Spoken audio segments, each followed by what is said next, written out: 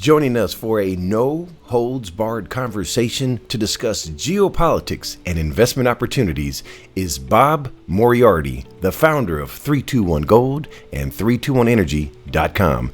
Mr. Moriarty, welcome to the show. Well, it's good to talk to you again. Well, it's great to have you back on the program, sir. We have a lot of ground to cover today. Let's begin our discussion with geopolitics. Bob, you wrote a thought-provoking musing this week that has received a lot of attention on the internet entitled Moriarty's First Law of Unintended Consequences, where you called out the EU, NATO, and the U.S. on their failed policies to weaken Russia and highlighted the repercussions of a boomerang effect on the West. What compelled you to write this piece, and why now? Strange enough, and good question. Last week, the EU voted to support a cap on Russian oil that they don't intend to buy. Now, if you think about it, that's pretty stupid. First of all, I mean, how do you put a cap on a commodity that you don't intend to buy anyway? It's a foolish thing to do. But especially because of your background, I'm going to point something out that nobody else pointed out. And this is unintended consequences of doing things like the Ukraine war. Okay, do you remember when the Ukrainians sunk the Russian cruiser? I do recall the moment, yes. Okay, you sink the biggest ship the Russians have with one missile using satellite guidance. What have you just done to the 13 aircraft carriers of the United States? All right, I hope I'm not overthinking this, but you've demonstrated the vulnerability of the warships.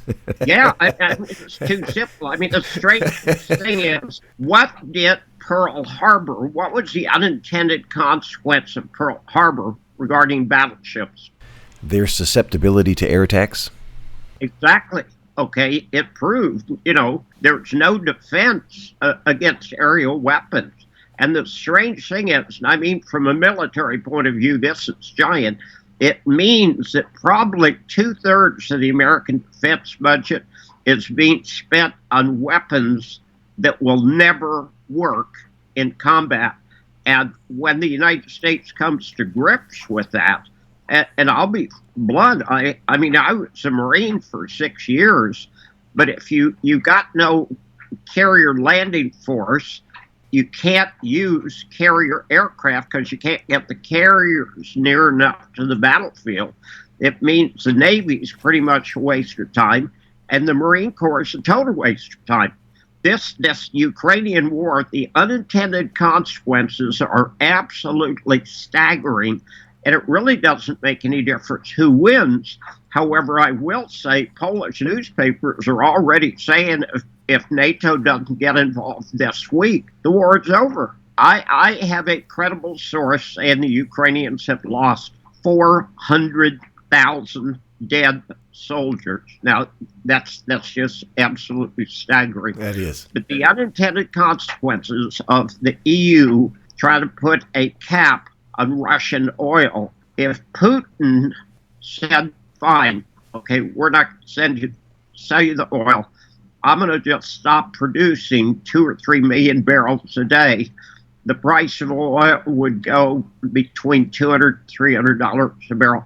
Now, I went to see some people today, 2 weeks before Christmas. I took some gifts to some friends of mine, and 2 houses that I went to of people that I would call middle class to upper middle class, they literally have turned off their electricity because they can't afford it. So we've done some really foolish things, and the unintended consequences are going to be pretty staggering. You've said a lot here. I want to go back to first what may have been the next Billy Mitchell moment, where you just referenced the defense budget and the Navy here. As crazy as that sounds, that sounded just like Billy Mitchell. Well, let's talk about Billy Mitchell, because a lot of your audiences won't remember that. Heavier bombs were now prepared by the armorers of the Air Brigade, and the SS Shawmut radioed orders for the new takeoffs. our men signaled the heavy bombers, and again they displayed the same remarkable precision.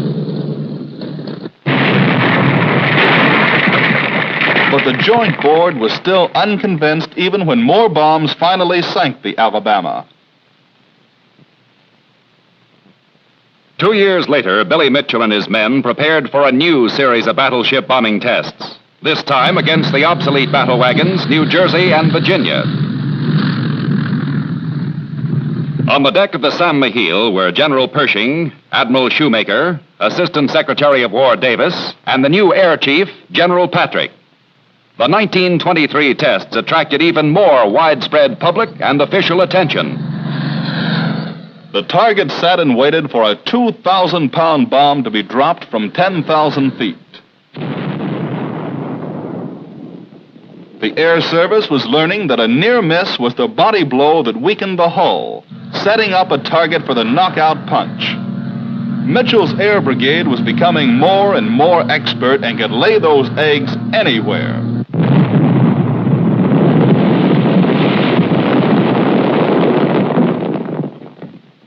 A photo plane recorded everything on film. The beginning of the end of a mighty warship victim of precision bombing. Now, I can't remember what year it was. It might have been 1924. You can refresh me if you know what year it was. Billy Mitchell was a Army Air Corps general, and he said, look, battleships are passé because aircraft can sink them. And he actually got permission, and they sailed a ship that they were going to sink anyway, and he sunk it with aircraft with 200 horsepower motors and 250-pound bombs. And of course, the Japanese understood that, and they looked at it in Pearl Harbor. We had our entire battleship force in Pearl Harbor, and they all got sunk. The same thing is true of aircraft carriers. You know, aircraft carriers cost $15 billion apiece. The F-35 is $1.5 trillion defense budget aircraft that's 15 years late, barely works, can't get parts for, and it's down 55% of the time. And it's just become totally obsolete. So we got some really staggering things that are going to come out of the Ukraine conflict. I mean, I'll tell you one thing that nobody else but me's figured out. This is the end of NATO, period. Okay? NATO has tried to do the same thing to Russia that they did to Libya. Now, how well did that work in Libya? Libya was the richest country in Africa, and they turned it into a shithouse. Yes, they did. You know, going back to Billy Mitchell, I think it was 17 years prior to the attack on Pearl Harbor. And one thing incredibly that he predicted was the attack was going to occur on a Sunday. This is basically what Bob Moriarty is saying, and it sounded foolish at the time. I recall having a conversation with you here the other day as well. What are your thoughts? You referenced the F-35. What about the new B-21 bomber? Well, another super expensive piece, a toy that'll never work in combat. Here's what's important to understand. The greatest Air Force fighter pilot in history was named John Boyd, and he studied the whole tactics thing. John Boyd was to the Air Force what Billy Mitchell was to the Army.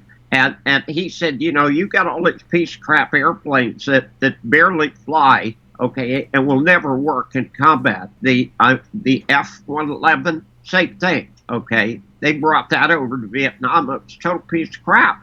The interesting thing is that, like Billy Mitchell, Boyd said, during peacetime, you get complicated and expensive equipment, and during wartime, you get cheap and effective equipment. Now, you could see what's going on in Ukraine, and it's staggering to me. You know, I was an observation pilot. I was flying the F-4 first and then the Bird Dog, and I had, I think, 700 missions in the Bird Dog. We were going out searching for targets When I was a kid, I remember reading something in the encyclopedia, and it took 500,000 bullets to kill one enemy during World War II. And I thought, that's a lot of ammunition, okay? Yeah. You gotta be shooting for a long time. And I thought, what an incredible waste that is.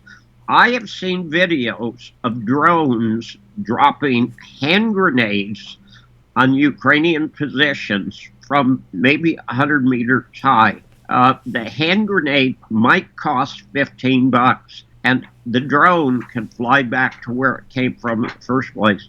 When you could start killing your enemy for $15, the whole economic picture of war has changed.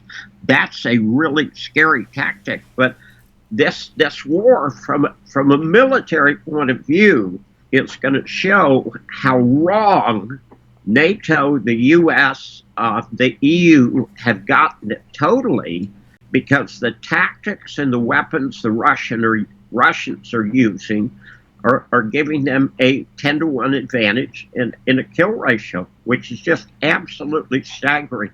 They did everything exactly the opposite of how NATO would work, and it's working. Now, I want to go back to the energy prices that you were referencing, because you have boots on the ground. You're there. David Page from Florida, he has a two-part question for you. How will the sanctions play out, and won't this cause a rerouting of oil and adding cost? And then the follow-on to that, David asks, what will this do to the price of oil in 6 to 12 months?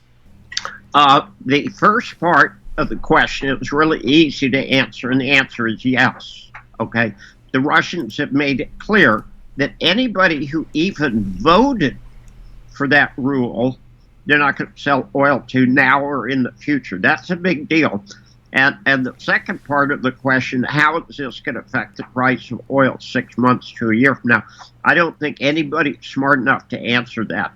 I am very, very apprehensive about any kind of a black swan right now, and certainly the Russians Russians and or OPEC reducing oil by 1 to 2 to 3 million barrels a day would cause the price of oil to skyrocket.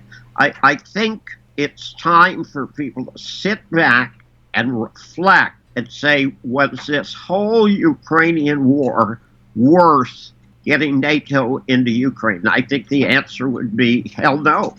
We have no interest whatsoever in who runs Ukraine. It is their business and their problem, and up to them to solve.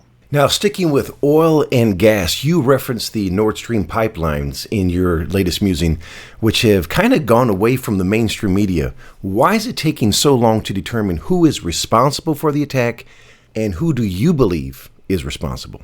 Well, here's the deal. I actually wrote a piece. Did you read the piece? Oh, I did. Okay, I mean, there's absolutely no question about it. Who's running the war in Ukraine? Well, who's running the war in Ukraine is the United States. Okay, so whose interest would it be to destroy the Nord Stream pipeline? It would be the U.S. Okay, now please don't tell me that Poland or the UK or Ukraine, those guys don't make any decisions. The United States makes all the decisions. Now, I wrote an article and I showed flight paths of aircraft, both the P-8 that flew nonstop from the United States and the S-60 helicopters off the Kearsarge.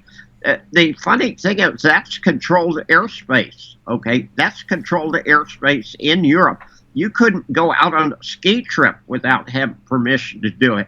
So the Swedes know who did it, the Germans know who did it, the Danish know who did it, the Polish know who did it, the French know who do it, the British know who do it. Why are they keeping it quiet? Well, gee, because you're not supposed to say, by the way, the United States, who said 6 months in advance that they were going to destroy it, they actually destroyed it. It is not my opinion that the United States destroyed the pipeline. It is an absolute fact, and no one has come up with anything that suggests anything other than that. The reason everybody's being quiet is they don't want to admit the United States committed an act of terror and a war crime. That was the civilian pipeline, and it wasn't a military target. Now, sticking with the unintended consequences here, because again, you have boots on the ground. We're here in the U.S., most of us. The bombing of the pipeline, what did that do to the energy prices? They went up initially. Okay, the real issue is, and nobody wants to talk about this, the so-called energy crisis is the product of excessive stupidity on part of the EU and the United States trying to kill fossil fuels. Okay? And it's utterly irrational. For you to use the so-called green energy, you have to have copper, you have to have silicon, you have to have silver, you have to have nickel, and it takes fossil fuel to do that. If you kill a fossil fuel before you have an alternative energy supply in place, that you literally are killing people. Now, there's something that's very important, and I would highly encourage anyone to do a little research into this and prove me right. If you take a graph of the fossil fuel production from 1860, it is absolutely identical to a graph of the increase in population since 1860. Now, what we forget is that farmers today produce 10 times more food than farmers from 80 years ago. We are far more efficient today because of the use of fossil fuels. The whole climate change thing is absolute rubbish. It was made up. It was fiction.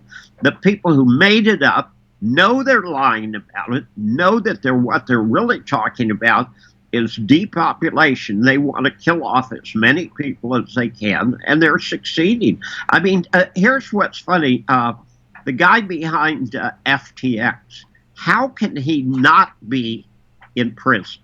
Seriously. Yeah, that's a great question. The guy stole $8 billion of investor money. How could he not be in handcuffs? Likewise, how can Fauci not be in handcuffs? Now, he was sued by the attorney general of 2 different states, and he had to sit through a deposition here a week ago. And he was asked, did you fund the coronavirus at the Wuhan labs? And he said, well, I can't really be sure. I don't remember.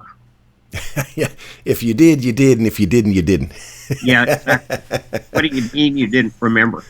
The whole COVID thing, 100% of what we were told was a lie. Not 99%, 100%. It was a bad flu that was created by the United States and funded by the United States and released deliberately from Wuhan, okay?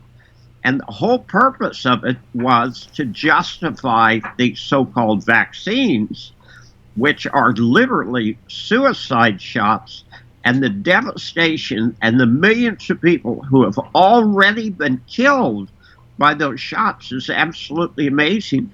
And the government's still pushing the shots.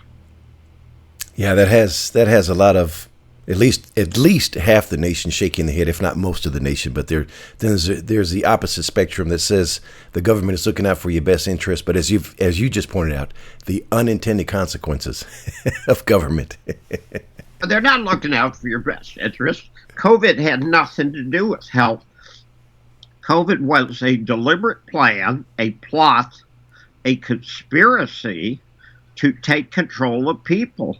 The flu in the first place, the masks, the lockdowns, the social distancing, the vaccines, the vaccine passports, it was all about control. It wasn't about health. If it was about health, they would have promoted ivermectin. They would have promoted HCQ. They would have promoted vitamin D. Most of the people who died from COVID, and a lot of people did die from COVID, I'm not going to deny that. The flu kills people every year. But 60% of the people who died had severe vitamin D deficiency. The United States should have gone on a gigantic program to give everybody vitamin D, get their vitamin D level up. how many people know that? The answer is not damn many. Because, no. I mean, Twitter's finally come out and said, oh, by the way, everything about the 2020 election was fraud on the part of the Democrats. You know, we were lying about everything because the FBI and the CIA told us to. You bring up a lot of compelling points. One that I just thought of the other day, and it goes back to my conversation with David Page from Florida. He and I were having a one-on-one discussion. If you consider that, you know, your remarks regarding COVID aren't factual, it's just, you know, something down the rabbit hole conspiracy theory. How do we explain that in the United States, all of the students that attend all the, you know, secondary schools, elementary school, that they all had laptops?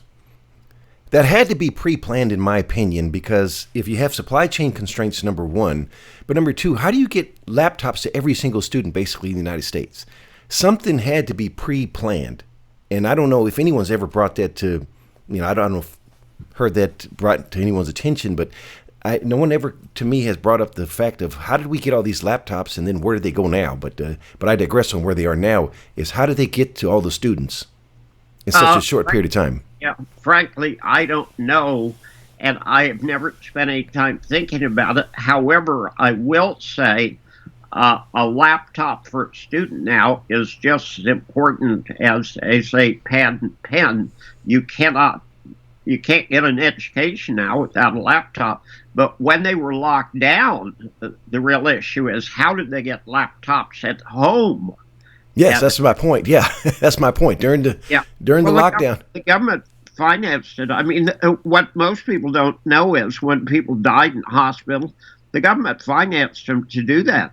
Okay, the hospitals were paid between $39,000 and $100,000. The hospitals were pretty close to deliberately killing people to get the money from the government. Now, whoever heard of the government paying for people to die? You know, if you die of cancer, the government doesn't pay for it. If you die of heart disease, the government doesn't pay for it. If you have diabetes and they cut your leg off, the government doesn't pay for it. How come they paid for COVID? Yeah. Again, point after point, if you just open up your eyes and begin to question, and that's one thing I've always learned about or you've taught me over the years, is learn to question. And speaking of a question here, going back to Ukraine, the big elephant in the room, nuclear war. How close are we? I don't think we are at all. I think Putin is 10 times smarter than people realize, and he understands.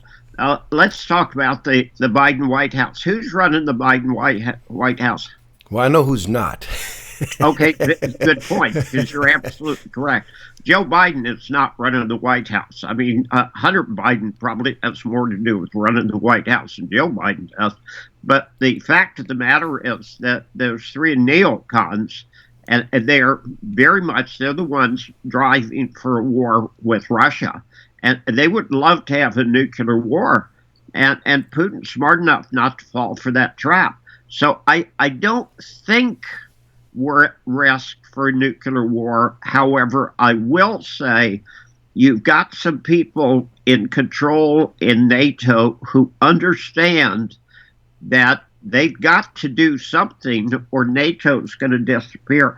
The guy who's in charge of NATO has said, look, you know, this is the end of the line. We have got to support Ukraine. There is no end game for NATO. That's what nobody understands. When I was in Vietnam and people were talking about, you know, we need to kill all these rotten commies, I would ask them, okay, if we're going to win the war, what's it going to look like? And nobody could ever answer that question. Now, if you can't explain how you're going to win a battle, then you're not going to win the battle. Mm-hmm. And NATO has no end game for Ukraine other than we want to destroy Russia. Well, if they destroy Russia, how much oil and natural gas is Europe going to get next year? And the answer is zero. Yeah. Okay. And I'm the only guy who's ever mentioned this. Europe needs Russia, but Russia doesn't need Europe. the unintended consequences of Ukraine is it's going to destroy the EU, it's going to destroy the euro, it's going to destroy NATO, and it's going to destroy the United States. I mean, certainly, I think you're well aware of it. There are dozens of really serious writers now who are coming out and saying, by the way, the world's economy is about to blow sky high, with $2 trillion or $100 trillion in derivatives that are due this year. We are on the thinnest of thin ice, and we're in a train loaded with nitroglycerin going down a 45-degree slopes, and the brakes don't work. Well, moving on to investments, you referenced derivatives. Bob, you have years of wisdom and experience, and you've enriched thousands of people throughout the world with your work on 321gold.com, and you've written several books outlining your investment thesis as a contrarian. Give us your thoughts on the current state of the natural resource space. Oh, absolutely no question. I wrote a really good piece. There's been so much good crap to write about lately that's been absolutely, well, not talking about it, it's really good shit.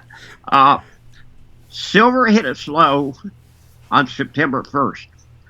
Gold hit its low on September 28th, and the XAU and HUI hit their low on September 28th. And if you look at gold versus the HUI, gold versus the XAU, you see very clearly that that's when gold bottomed. It tested the bottom a couple of more times, but on November 24th, for the PSLV, this is the Sprott Silver, what the hell's it called? It is a trust, yes. Yeah, Silver Trust. It's the Sprott Silver deal, the PSLV.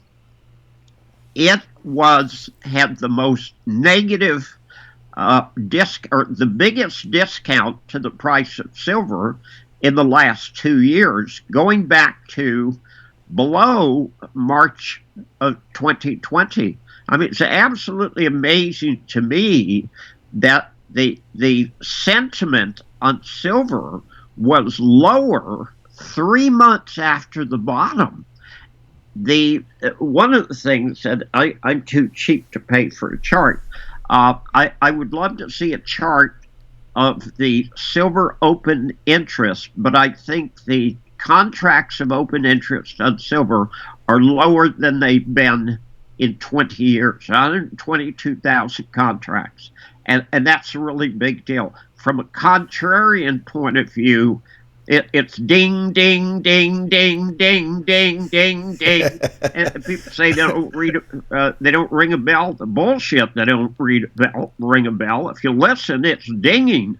So I think with both gold and silver, and of course I talked about a black swan. Any kind of black swan right now would absolutely blow the lid off of gold and silver. Now, everyone wants to know, which metals are you buying right now and why? Because I'm in Europe, unfortunately, gold. You have to pay a premium for silver, and you have to pay VAT and duty on it. But you can buy British gold coins and French gold coins at literally virtually no premium whatsoever. So I'm not saying that's the best buy. I still think platinum and silver are the best buy if you ignore taxes. And as a reminder, ladies and gentlemen, I'm a licensed representative to buy and sell physical precious metals through Miles Franklin Precious Metals Investments, which is the only online precious metals company that is licensed and bonded, period. A-plus rating, over $6 billion in sales, going on 34 years of business, and we've never had a single customer complaint. Give me a call at 855-505-1900 or email Maurice at milesfranklin.com. Now, let's talk about some resource stocks that have your attention. And in particular, speaking of those, before we get to specific ones, which metals in the natural resource space, besides precious metals, have your attention? I don't like any of them.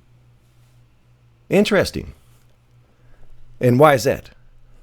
To the extent that if you go back to after 1929, when the Depression got seriously started, all of the base metals got absolutely creamed. And I mean absolutely creamed.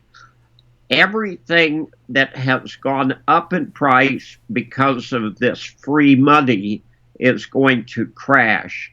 And while I'm extremely positive on the precious metals, I'm neutral to negative on lithium, copper, cobalt, nickel.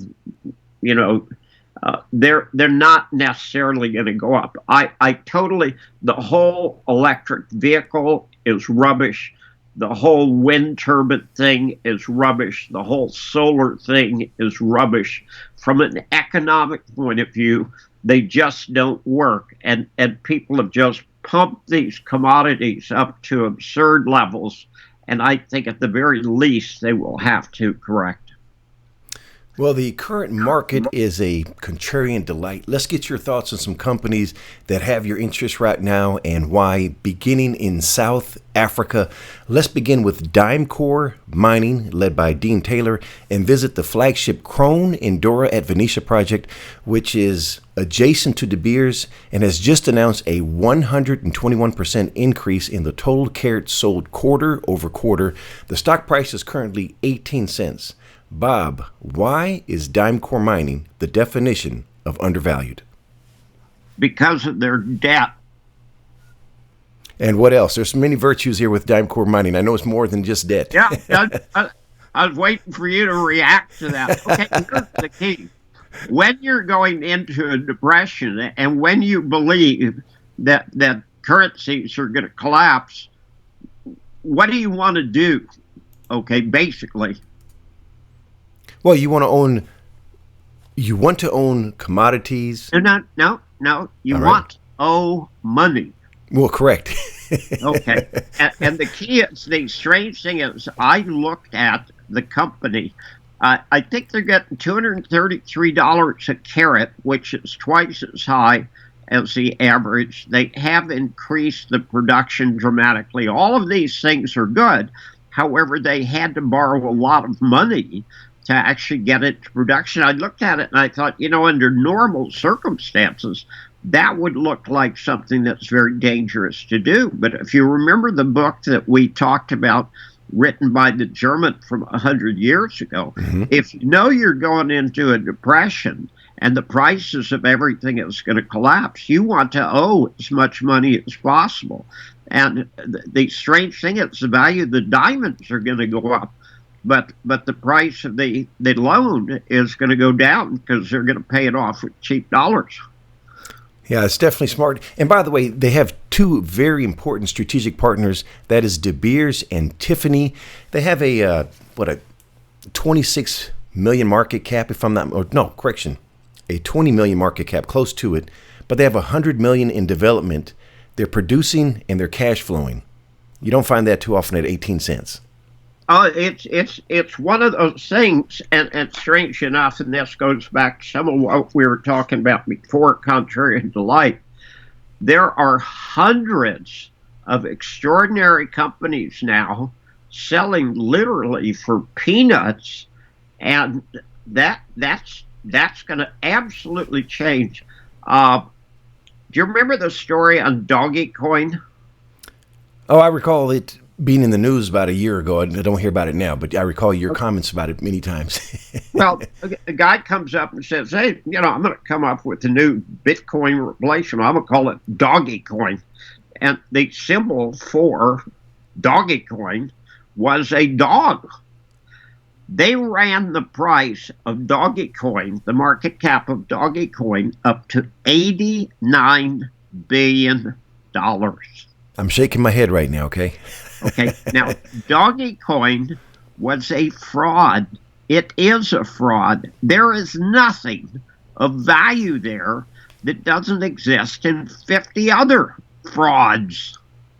However, when the chumps who have more dollars than cents start throwing money at things, prices go crazy. Now, All these guys who hate me because I think that Bitcoin and all 1,000 other variations of Bitcoin is total fraud have ignored the fact that $2 trillion of value that people used to have. Hey, look at my statement. I got $2 trillion. It's disappeared. It went to money heaven. It's $2.2 trillion disappeared. And the rest of it's all going to disappear eventually. It's an electronic beanie baby. Guys hate me for saying that, but it's true. All right. Well, going back to Dimecore Mining, the ticker symbol is DMI, and the website is www.dimecoremining.com.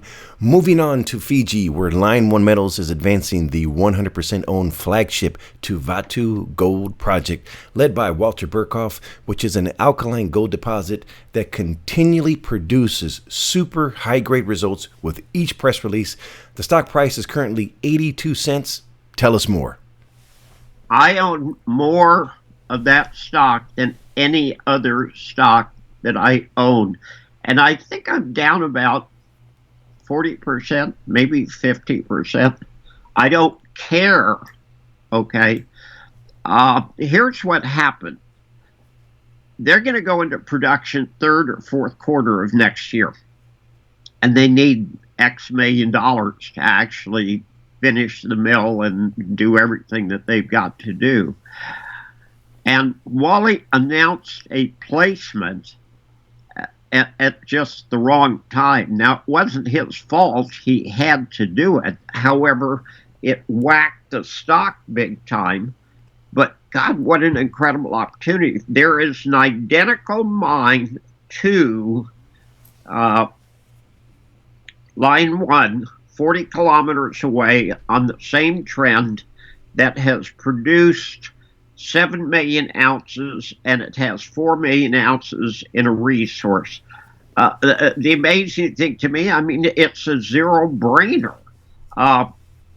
In the Pacific Rim of Fire, there are a dozen gold mines that are anywhere from 10 to 25 million ounces. It's an alkaline deposit, and alkaline deposits are very big. It's identical to the deposit 40 kilometers away, and the companies sell it for peanuts. I mean, it's absolutely absurd, but this is, and I've used this term before, this is your opportunity to make a retirement. You know, and sticking with Line 1, before we leave Fiji, for someone who's not familiar with the mining jurisdiction, how friendly is Fiji to mining? It is the most friendly mining jurisdiction in the world, period. All right. Now, the ticker for Line 1 Metals is LIO, and the website is www.line1metals.com. Leaving Fiji, let's go to British Columbia and visit Dolly Varden Silver, which hosts the flagship Kitsault Valley project, which is advancing one of the largest high-grade undeveloped precious metal assets in BC's Golden Triangle, which is led by one of the young rising stars in the space, Sean Kun. The stock price is currently 73 cents. What has you excited about Dolly Varden? Purely coincidentally, I wrote about them about 2 weeks ago, isn't it? 2 weeks ago, 3 weeks ago, something like that. And the stock was 58 cents a share. And it shot up to 83? 83, I believe. Yeah. Which, of course, made me feel real good. But immediately after I released my piece, he came out with extraordinary drill results. So everybody who had read my piece was prepped to look for good results, and he came up with good results. I can't remember how many million ounces of silver, and you know, I apologize for this. I should have been better prepared, but I think they've got 150 million ounces of silver. That company is just absurdly underpriced, and with the sentiment being as absurd as it is with silver, that's probably the premier silver company in the world. And they have more pending assays coming out. They've just doubled the mineralization there on the Wolf vein to 750 meters. And again, here's an important note about Dolly Varden, an 8% float. I mean, they've got some of the biggest investors out there in the world. Hecla is right next to them. A number of virtues, a number of catalysts, and Sean Kun, got to tip my hat off to him. He's just done an exceptional job with leading the company. I have to totally agree, and it's been very rewarding for shareholders. And when you see something as stupid as the crash into September, it went from, let me see, it went from 85 cents in March to 35 cents at the end of September. It's saying, when you got a 50% decline in something that's as substantial as that and is advancing daily, but it's an opportunity. And here's the key. There are 50 or 100 other companies out there in a similar situation. I mean, Dolly Varden is not a one-trick pony. There are all kinds of little horses out there just waiting for somebody to ride them. That was kind of funny. Well, the ticker for Dolly Varden Silver, that is DV, and the website is dollyvardensilver.com. Finally, heading to Arizona, and what could be a wild card of epic proportions is Silver Bullet Mines, led by John Carter, hosting the Buckeye Silver Mine, which is where the silver bullets were produced for the TV show The Lone Ranger. Now, Silver Bullet Mines became public a year ago, and the share price rose from 30 cents to 59 cents in its first 45 days, that is, and the stock price is currently at 18 cents.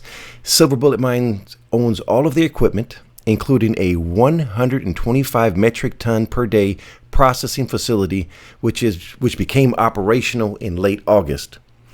But something wasn't right with the 10-ounce silver doré bars, and they discovered a pleasant surprise in the tailings, which could be a game changer. What can you share with us? It wasn't really in the tailings. Here's what the plan was. And I went to see that project a dozen years ago, and this is long before John Carter got involved in it. He was connected to the people who had it before.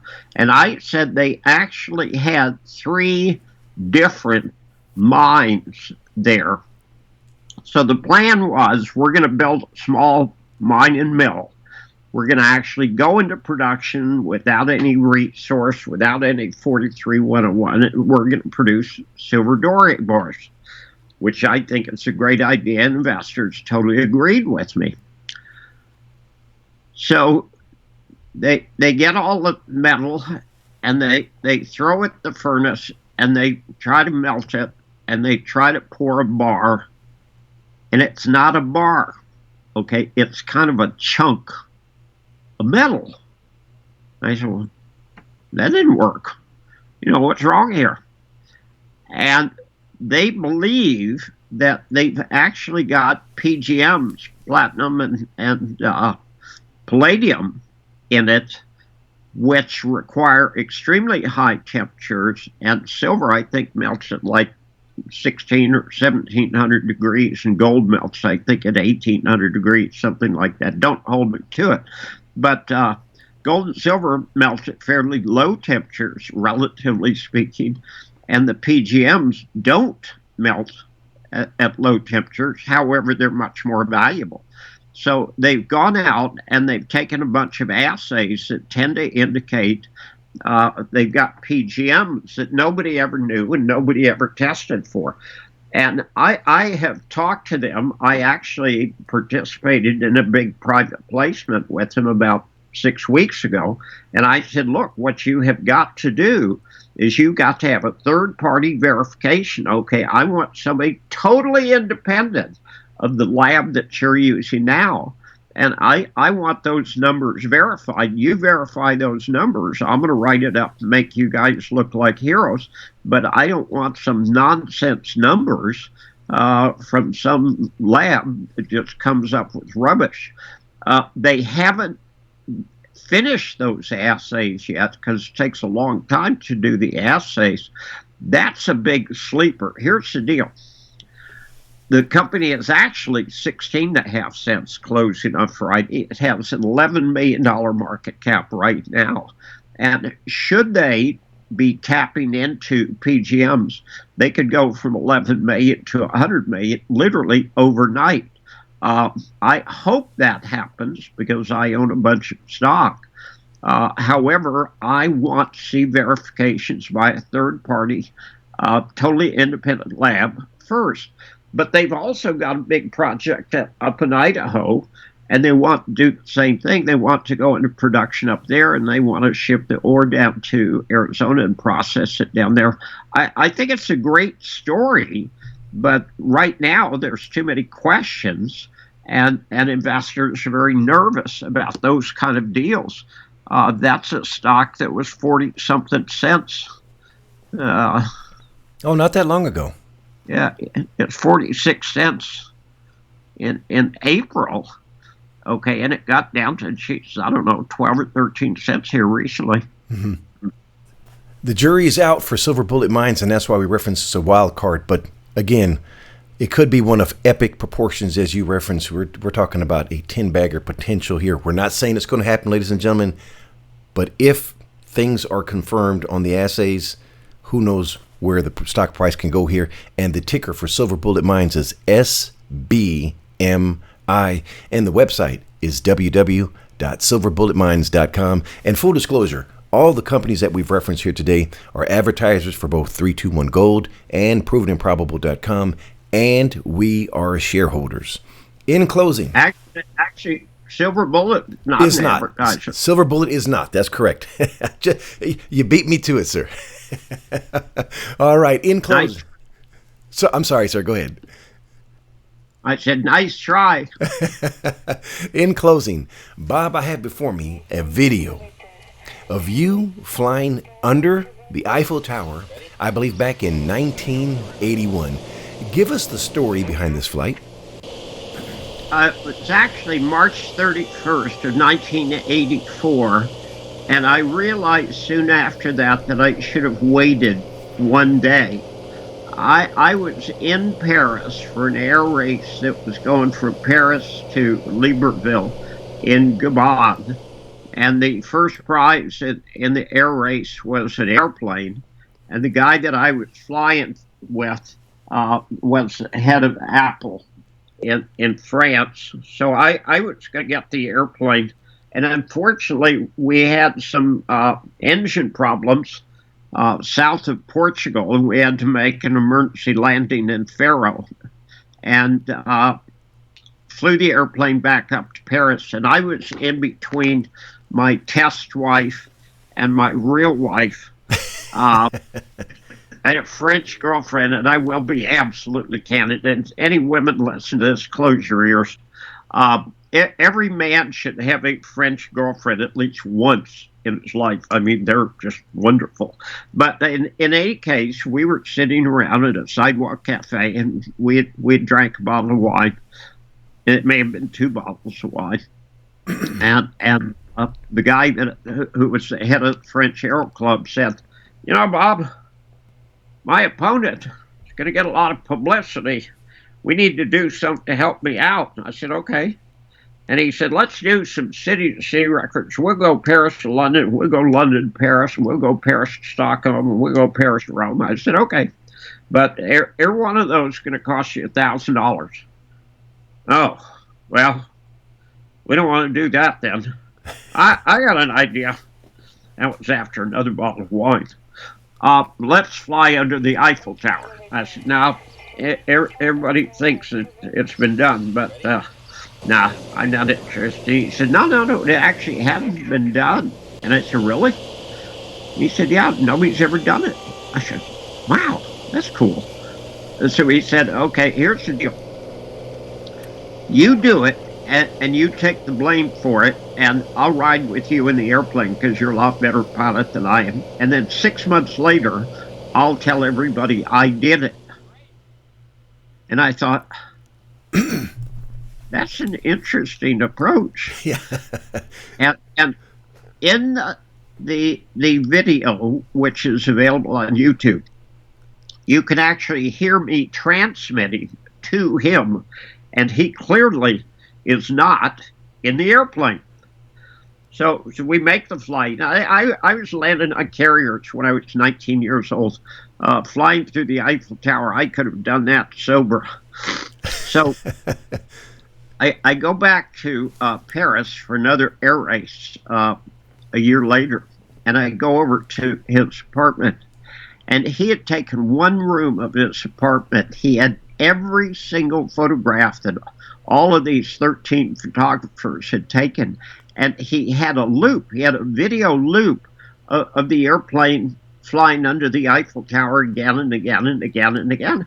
And I looked at it and I thought, that is really, really cool. And then I looked closer and I realized that there was something missing. And I couldn't quite come to grips with what it was. I didn't know what it was that was missing. And I realized what was missing was me. Oh. So what he had done, he had people come over to his place and say, "Hey, baby, would you like to see the flight under the Eiffel Tower?" And, of course, all of them would say, "Oh, God, yeah, let me do that. Let me take my panties off." But, and then he would show them the video, but, of course, I wasn't in the video. So he kind of led them to believe that he did it, but he didn't actually do it. All right, now I have to ask you, where did you land? And that's a good question. Obviously, I had a photographer with me who worked for Sigma News Agency, and we had a dozen photographers on the ground, and we had the whole thing recorded on 3/4-inch video from inside the airplane. So after I made the flight, I landed a little dirt strip north of Paris. I dropped him off, and then I shot off to Shannon, Ireland. So by the time the French actually figured something had happened, I was sitting in the bar in Shannon having a beer. What a story. What a story. Well, I thought it was fitting that I share the video as you just released your newest book entitled No Guts, No Glory. Bob, this book, you've had it in draft mode well over a decade. What compelled you to finally write No Guts, No Glory? Well, I actually wrote that 20 or 30 years ago, okay? The strange thing is I had it in paper format years and years and years ago, and I've done a number of books since then, and I was just being lazy. There's no particular reason for it, but I thought about it. I thought, that was kind of an interesting book. I do something, and I would highly encourage anybody who's ever attempted to write a book. It's really easy to do, and you absolutely should do it. And the funny thing is, the part of your brain that writes a book is not the same part of the brain that actually reads the book. So when I pick up a book that I wrote, when I write an article and look at it 6 months later, I'm reading the article thinking, God, this guy's really got it. This is a great article. And I look at the title and find out it's my article. But the book is very interesting. It's about a little tiny area of aviation of people. The United States used to produce most, 90% of the general aviation airplanes in the world. And we were producing in 1979 18,000 airplanes. And we were exporting 10% of them. It was a really big deal for the U.S. economy.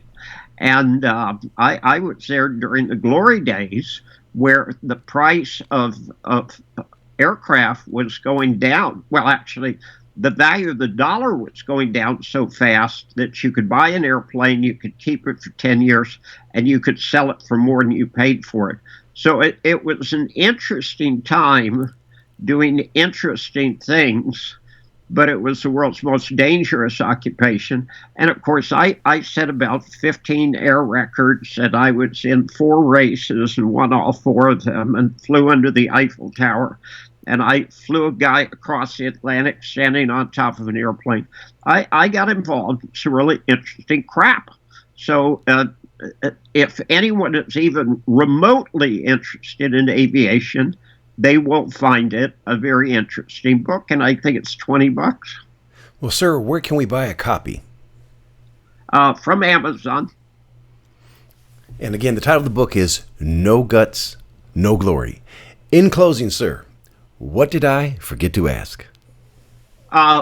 We had kind of casually mentioned derivatives, and we didn't get into derivatives, but there are some really dangerous parts of the world's economy now, and derivatives are absolutely part of it. Things like FTX, the $100 trillion in derivatives that have to be paid this year, the 52% decline in UK bond rates. There's some extremely dangerous things going on financially now, and people absolutely have to educate themselves. I mean, don't go believe me or anybody else. Educate yourself, figure out what the facts are, and prepare yourself for tough times, because we have tough times coming. And on that note, Mr. Moriarty, it's been an absolute delight. Wishing you the absolute best, sir. Okay, thank you. It's always a pleasure, Maurice. It's an honor, sir. The information presented on Proven and Probable is provided for educational and informational purposes only, without any express or implied warranty of any kind, including warranties of accuracy, completeness, or fitness for any particular purpose. The information is not intended to be and does not constitute financial, investment, or trading advice, or any other advice. You should not make any financial, investment, or trading decision based on any of the information presented without first undertaking independent due diligence and consultation with a professional broker or competent financial advisor.